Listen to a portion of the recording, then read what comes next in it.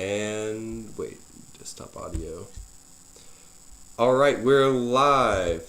Welcome everybody to the comeback episode of the Left Behind podcast. My name is Zachary Fuller, and today I'm with candidate for Georgia State House District 74, William Harris. Thank you for being here. Thank you for having me. All right, so you're on limited time, so we're going to jump right into it. Who are you? Why are you running?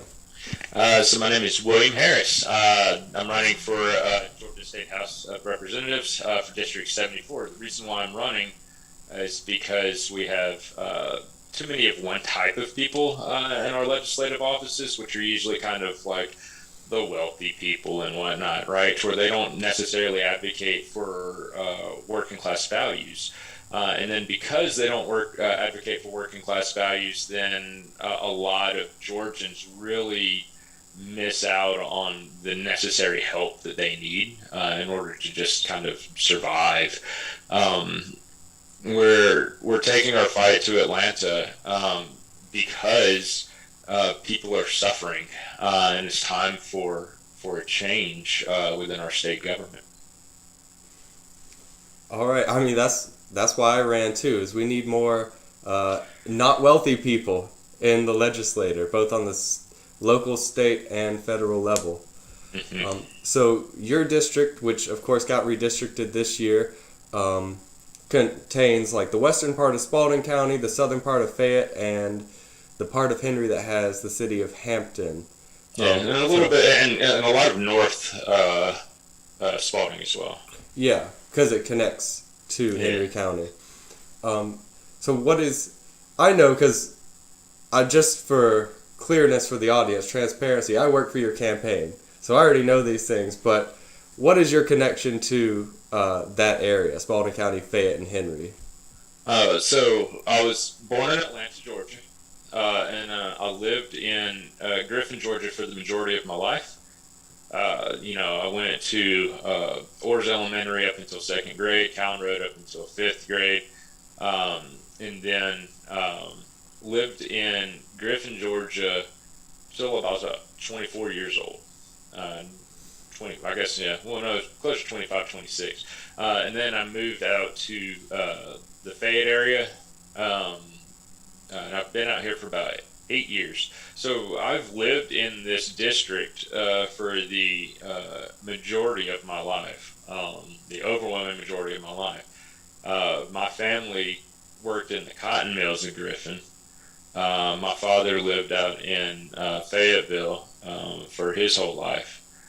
So, I just have a very deep connection to this district and to this area in general. Mm-hmm. And you ran in 2020 and got more votes than the previous Democrat who ran, and got a higher percentage of the votes than was projected for you to get. How has the redistricting process changed your district, or how is it going to affect your campaign this year? So the main statistics that we have here are really between kind of like a 2016 and 2020, because there wasn't a Democrat who ran for the district in 2018. But the district itself was supposed to be 38% in my favor. We ended up getting 44% of the vote. And whenever you kind of look at the comparative statistics here, between 2016, my opponent Karen Mathiak only increased her voting percentages by like 3 or 4%. Whereupon, with me running on the Democratic ticket between 2016 and 2020, we increased the Democratic voting by closer to 44%.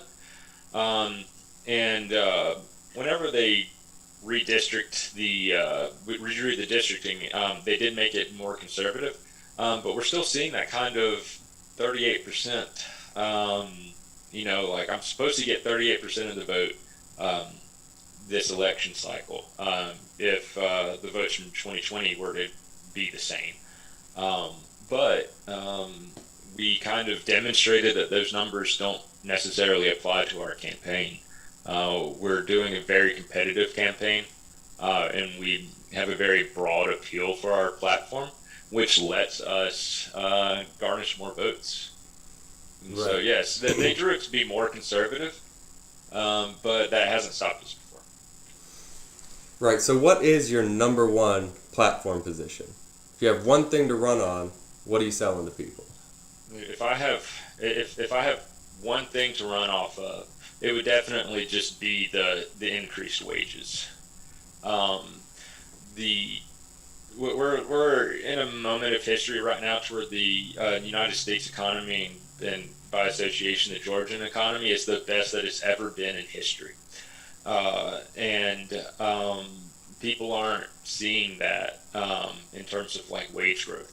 Within the past year, corporate profits went up 35%. It's the largest driver of inflation, where worker wages only went up about 11%. And during that same time period, inflation was like 8%. And so worker wages really only went up, what 3% of what they were doing. Um, Minimum wage um, was at the highest that it was ever at in 1968. And since we passed minimum wage, the federal minimum wage in 2009, till now, a minimum wage worker has actually lost a quarter of their purchasing power. It's the equivalent of about $5 of purchasing power than it was in 2009. And so we're experiencing this lopsidedness of corporate profits skyrocketing up, worker wages staying the same, which isn't really good for our local economy, because people don't realize that whenever we suppress wages, especially whenever a lot of our production is owned by these corporations out in Delaware, what we're doing is that we're taking our community's money and we're just taking it out of state. Right. And if we increase our local wages by increasing the minimum wage, then we're going to start to see more people using their money more locally in their community. They're going to go out to these restaurants more. They're going to be buying more from the local businesses. Right now, purchasing power and wages are artificially suppressed, and it's just time that we increase that for the working class. And specifically in Spalding County, it's very hard to find a sustainable long-term job that's going to pay anything other than something you live paycheck to paycheck, if that. A lot of people work outside of the county, and so tell us specific policies. Like, what are you going to do to actually get wages to go up? Well, the number one thing that we do is that we just increase the state minimum wage, which right now is $5.25 an hour. The federal minimum wage technically makes it higher at $7.25. There are some caveats to that. There are people in the state who are paid less than that $7.25. It's based on the kind of classification of how they are as a business. But the easiest thing to do is that we just introduce legislation in Atlanta that increases our state minimum wage to surpass the federal minimum wage. That's the easiest way, the most expedited way of increasing our wages. We also come through with targeted investments. So another big kind of platform position is like the legalization of cannabis, which is going to give us more state revenue. It's going to create more jobs, which we can then use to target on other kind of business infrastructure investments. All right, so the projected split in the Georgia House is going to be 97 to 83, roughly. And so that's going to give about 12 Republicans that you would have to pull and get on board when trying to pass legislation that might be more party line.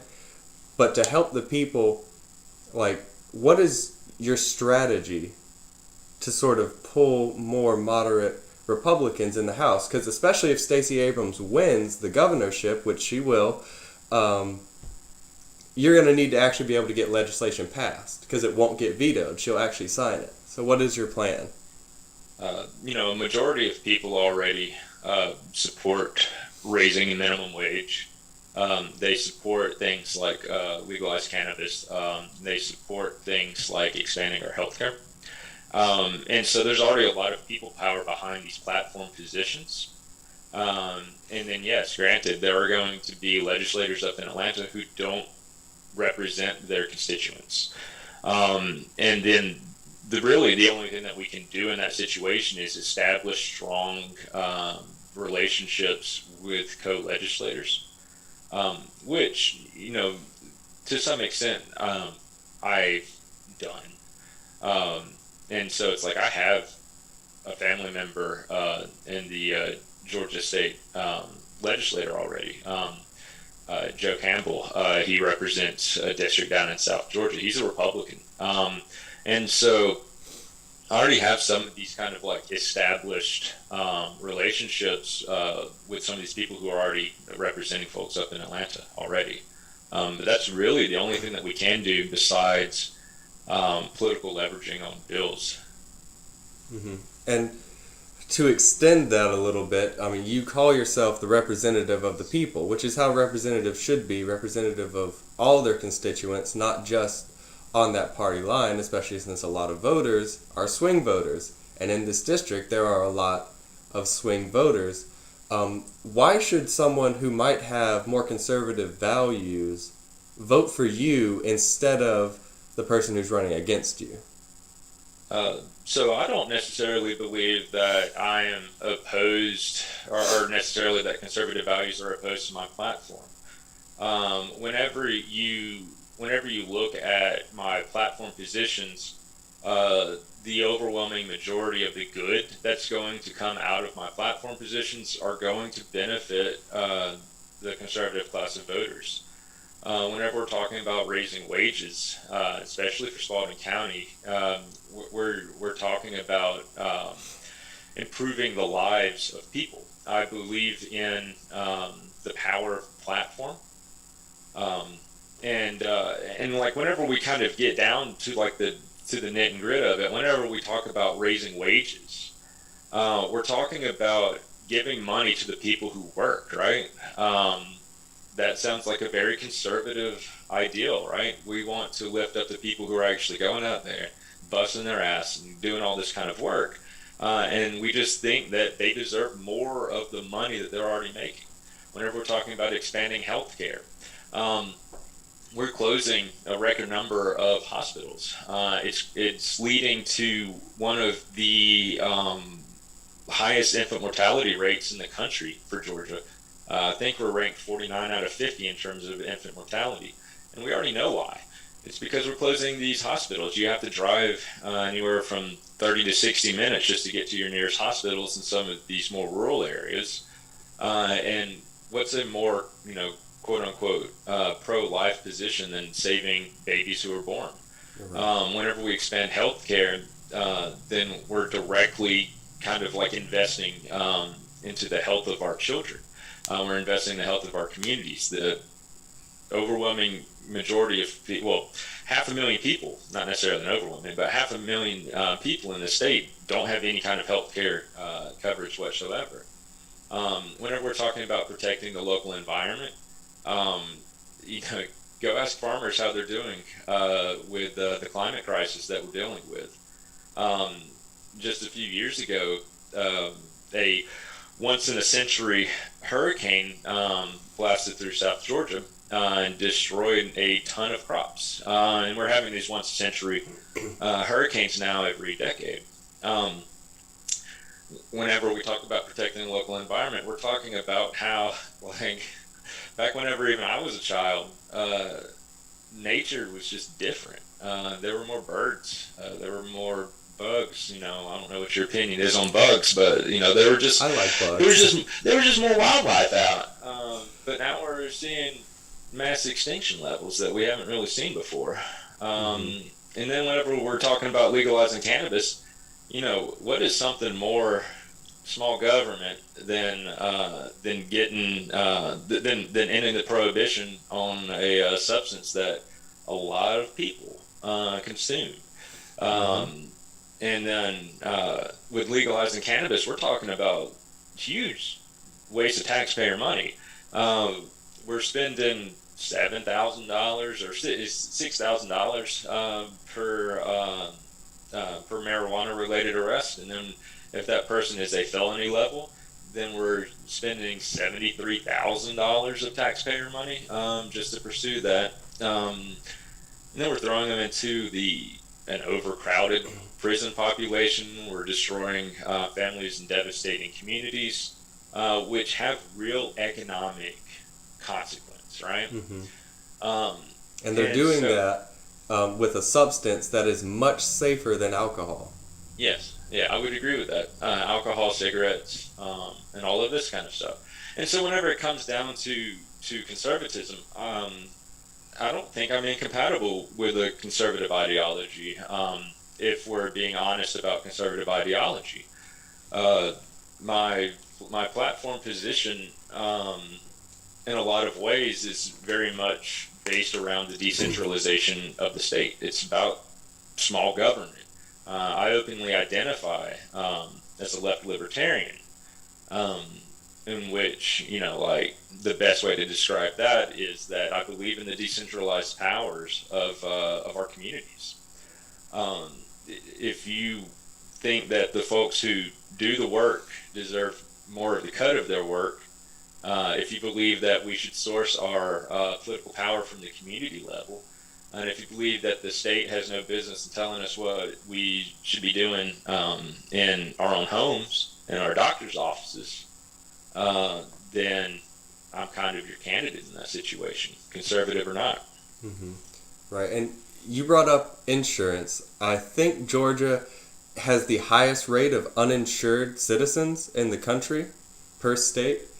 And, of course, our Senator, Raphael Warnock, is trying to pass a bill that's going to cap drug prices for seniors and cap insulin prices for everyone. That's likely to fail. But, so if it does, are you going to try and pass a similar bill in the State House? Yeah, 100%. It was a platform position of mine in 2020. It's really interesting to me, just kind of looping back on the previous question, it's very interesting to me how Donald Trump championed this policy position whenever he was president. And it's interesting to me how the conservative establishment and conservative politicians have immediately just 180'd on that. Now they're against it. They're against helping folks with they need insulin in order to survive, and we're talking about hundreds of dollars, if not thousands of dollars a month that some folks are paying. Mm-hmm. And it's unattainable. I think we all know someone who has to decide upon rationing insulin or getting groceries. Mm-hmm.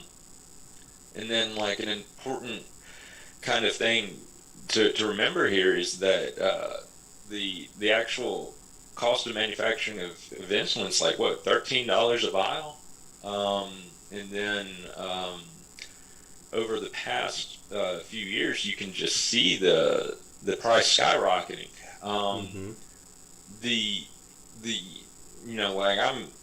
I support the free market as much as the next person, but whenever we're talking about the situation like with insulin, to where the free market is failing it, right?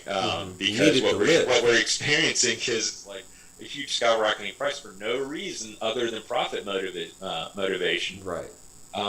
Then I don't know. People shouldn't be dying just so that some already wealthy corporations can have a little bit more profit margin. Mm-hmm. But it was on my position. It was on my platform for 2020.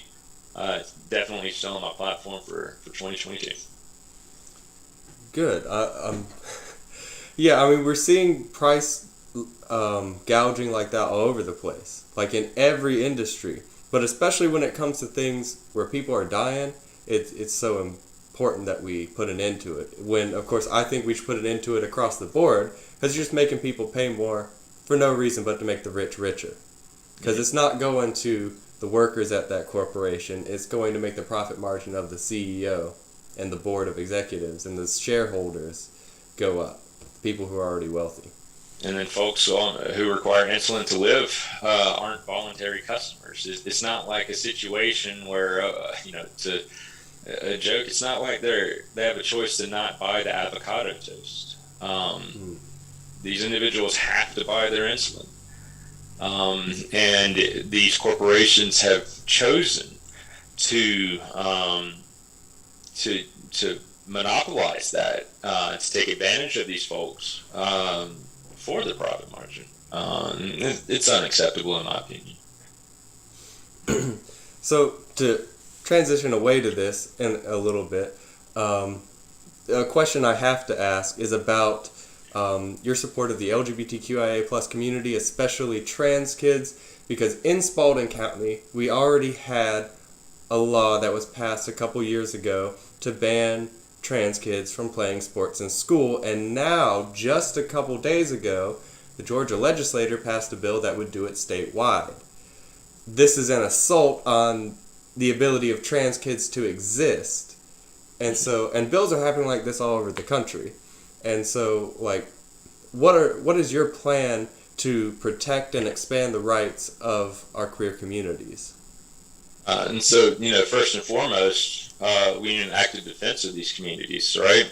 The reason why the Republican establishment is attacking our trans community and our gay community, our queer community, is just straight fear mongering. I can almost guarantee that not a single Republican legislator who's signing on and voting for these bills can even name a trans athlete. But even then, I bet they can name one. Well, I mean, within their within the state, right. The folks that they're trying to ban, it's not an actual issue. Or at least it's not an issue that requires legislative oversight over. Because if it were an issue, then we would be seeing it more. But the science isn't really there for trans athletes are have an advantage. The science isn't there. The statistics aren't there. What people are mostly responding to are the clickbait news articles, right? Mm-hmm. Because what you always see is trans athlete breaks record, wins cycling competition. Mm-hmm. But what you never see associated with that article is that exact same trans athlete had lost the previous 6 races to the person who came in second or third for that particular race. Mm-hmm. It's all sensationalism. It's all the Republican response to this is sensationalism, right? It's fear mongering. It's a way that they can trick people into supporting their base. Mm-hmm. And a lot of go ahead. I was just gonna say, but whenever it comes to me specifically, then to answer your question, we champion these communities and we actively defend them. It's the first kind of thing that we realize and that we recognize is that they're punching down in an already vulnerable community. They're punching down on literal groups of kids who already have the highest suicide rates in the country. There's a meme that kind of goes around to where it's just my gay and trans agenda is ensuring that gay and trans children grow up to be adults. And we don't do that by turning them into less than humans.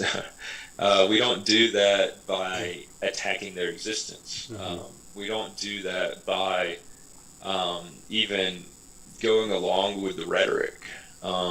There are other people that deserve the kind of ire of society, and it's not our friends and family who are trans or LGBT. Right, and that's why bills like that literally get people killed and aren't protecting anyone. It to me it feels like an extension of the bathroom bills from several years ago, of where it's all locker room talk and talking about like sexual assault and people's genitalia. When if that was the problem, why don't we crack down on sexual assault, right? Yeah. Because banning someone for being queer does not stop sexual assault. If someone is going to commit a crime, they're going to commit a crime whether they're queer or not, right? And so the concern is just getting people killed and not protecting anyone. The premise of the bills are lies. And then, speaking of getting people killed, it's like, Georgia still has the gay or trans panic defense loophole.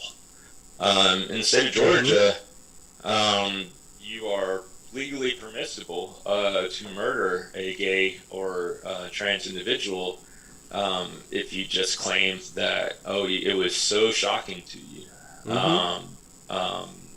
And it's unacceptable. I can't believe that we live in a state and that we live in a society which has a legal loophole for murder. It was on my it still is on my platform to close that. A lot of states have already closed it. That loophole, Georgia has not. It's something that's really important that we close. We shouldn't have legalized murder on the books. Right. All right. So I know you got to get out of here soon. So let's wrap up with another type of legislation that a lot of time the premise is not what the bills accomplish. And I know it's part of your platform because you're openly for the Second Amendment and defending gun ownership. Yes. But of course, we know we have an issue in this country with mass shootings. And so our gun control laws, whether they're for or against, are written wrong. They're not working. So what is your plan to both protect the Second Amendment while protecting people from mass shootings and such? Just kind of, this is a very nuanced question, right? Right. The gun problem isn't anything that can ever be legislated away. It can't be voted out or anything like that. If you go to any kind of gun show, you're going to see books sold by the dozen. That's called the Turner Diaries, right? And the Turner Diaries are it's a far right-wing kind of fanfic on what to do when the government starts to affect your gun rights, right? Timothy McVeigh used the Turner Diaries as a kind of de facto manifesto. Right. Whenever he blew up the Oklahoma City building out there. And so it's a very complicated issue to tackle and to address. But I think that a lot of our gun violence in this country comes from the horizontal violence of our communities not having the necessary material support in order to adequately sustain themselves and to prop themselves up. Whenever we're dealing with gun violence, there's, this is kind of like a symptom, and a root cause and a symptom kind of situation. So what causes a lot of gun violence, at least in my opinion here, is that we're driving a lot of people into gun violence. The overwhelming majority of people who own firearms do so responsibly. They aren't out doing mass shootings or anything like that.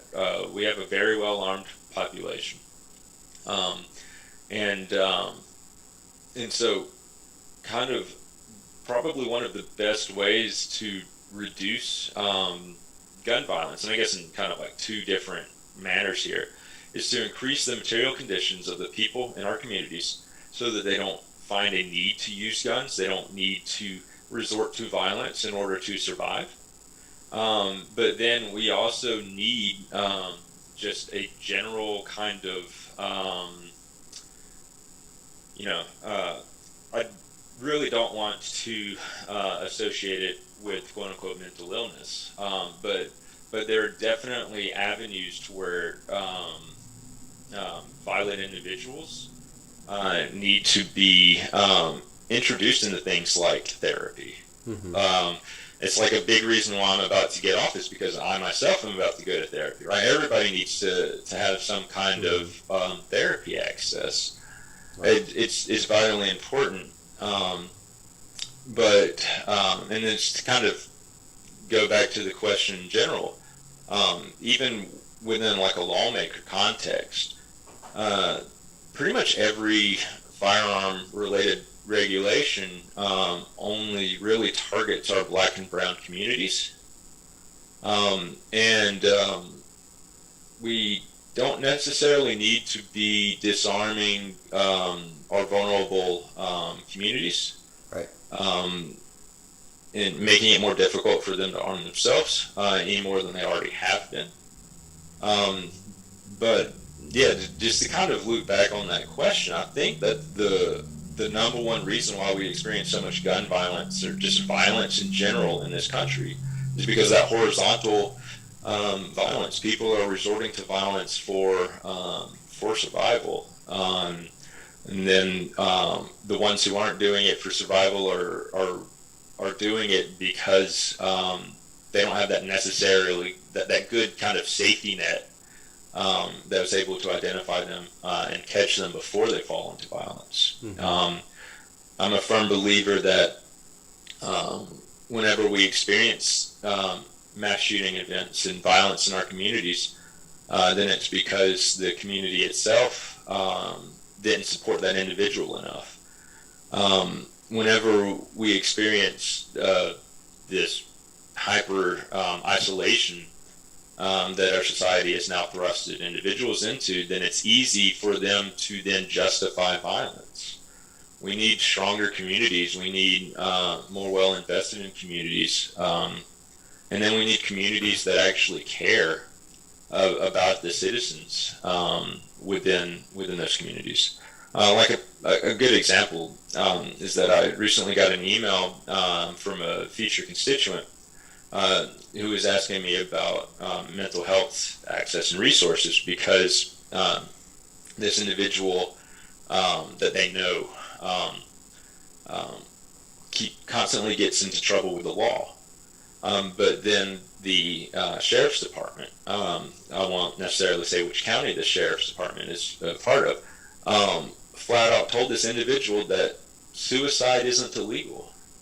It's an unacceptable kind of solution to this issue. That's not So we even really true. need to Suicide is invest. illegal in the United States. Yeah, It's but federally illegal. but that's just that was the response. That was the response of the sheriff's department. Whenever this other person was asking for help. We don't have the infrastructure to pick people up when they need to be picked up. And I think if we start to invest in those kinds of issues, then we're going to start to see lower gun violence rates and violence rates in general. A happy society isn't a violent society. Right. I definitely agree with that. Poverty is the main driver of crime in all areas. And when it comes to things like gun violence, a lot of it is education, desperation, and like you said, mental illness access. Georgia has a very poor healthcare system in general, but mental health is on the lower end of the spectrum. And of course, the number one type of gun death is from suicide.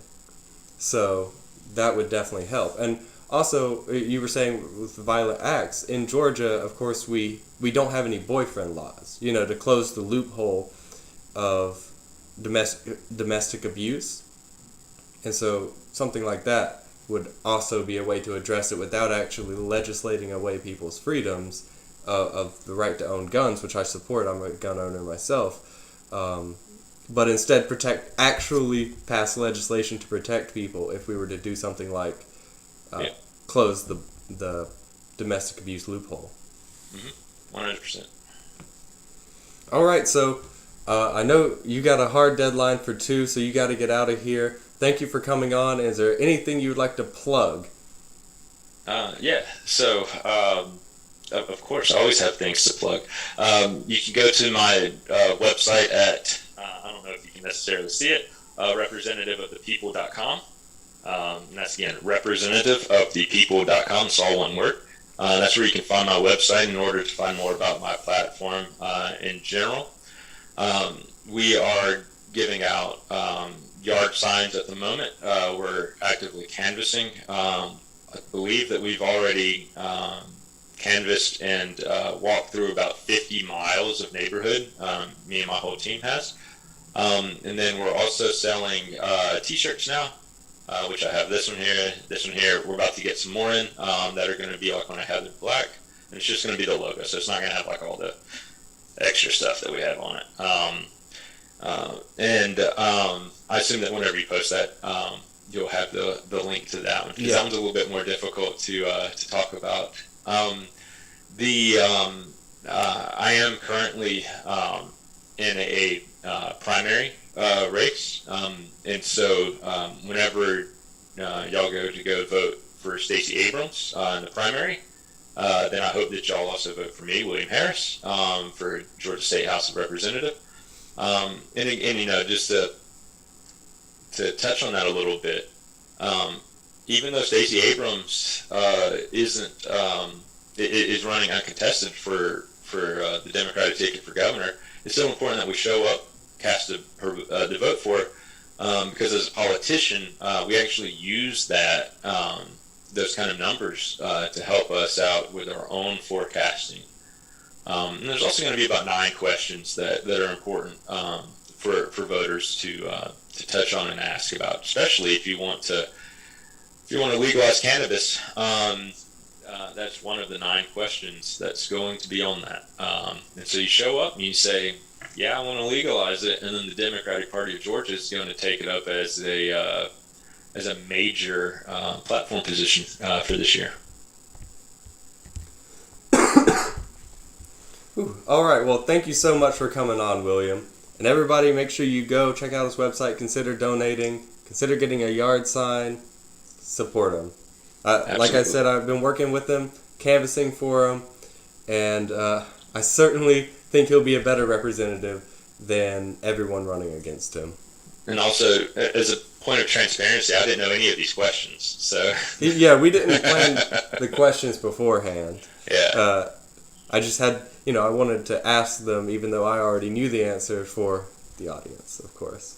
Mm-hmm. All right, well, thank you guys. William Harris, District 74, Georgia State House. You can just end the call. I'm going to keep going. Okay.